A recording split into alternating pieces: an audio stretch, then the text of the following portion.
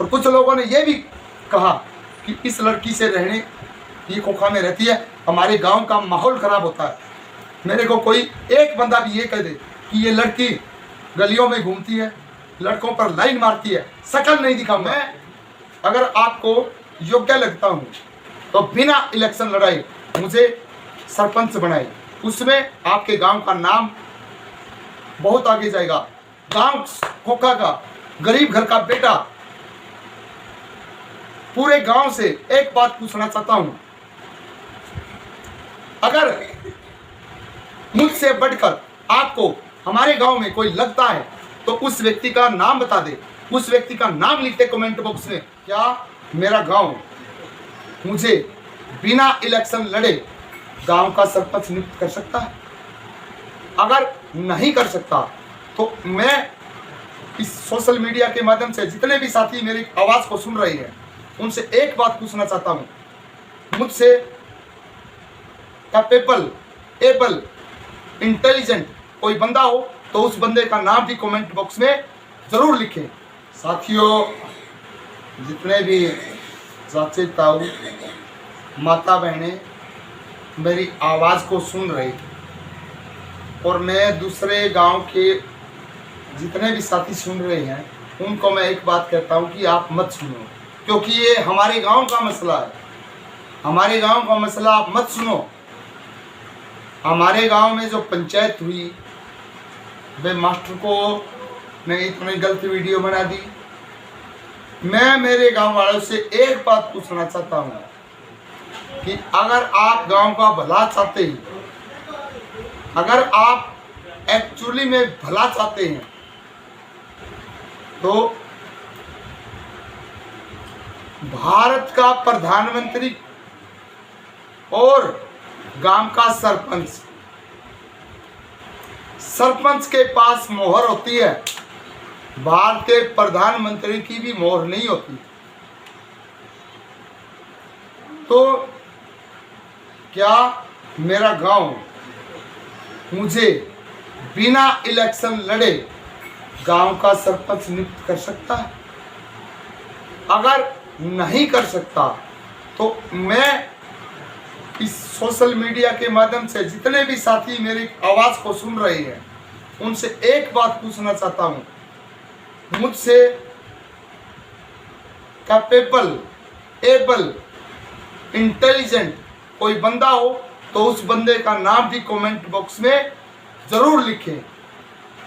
मैं अगर आपको योग्य लगता हूं तो बिना इलेक्शन लड़ाई मुझे सरपंच बनाए, उसमें आपके गांव का नाम बहुत आगे जाएगा।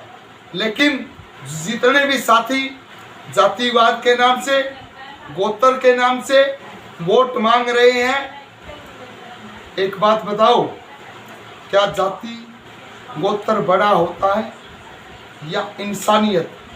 हमारे गांव में जो आज सरपंच है, आज की डेट में जो सरपंच है, मैं पूरे दावे के साथ कहता हूं कि उस व्यक्ति को आज भी ये नहीं पता कि हरियाणा सरकार और भारत सरकार की कितनी योजनाएं हैं।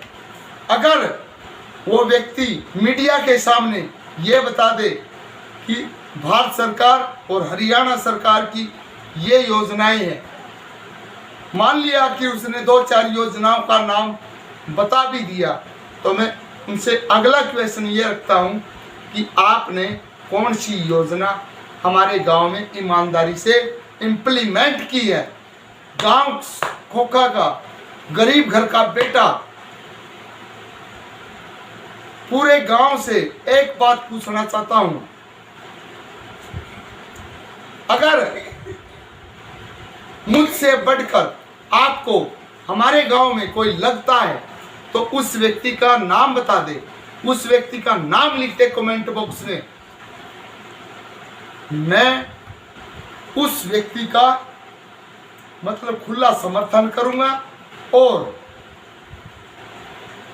मैं तो ये कहता हूं कि चुनाव हो ही नहीं, पूरी सहमति से। एक बात बताइए, जितने भी दर्शक इस वीडियो को सुन रहे हैं, हमारा गांव बिल्कुल छोटा सा गांव है, क्या मेरा पूरा गांव मुझे नहीं जानता?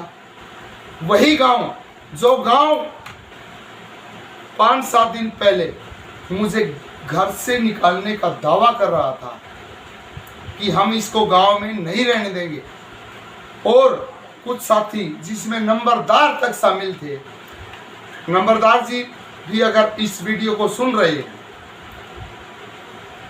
कि आपने रेखा मैना के साथ ना ही तो शादी कर रखी, ना ही लिव इन रिलेशन में, तो ये लड़की आपके घर में नहीं आनी चाहिए, बिल्कुल भी नहीं आएगी।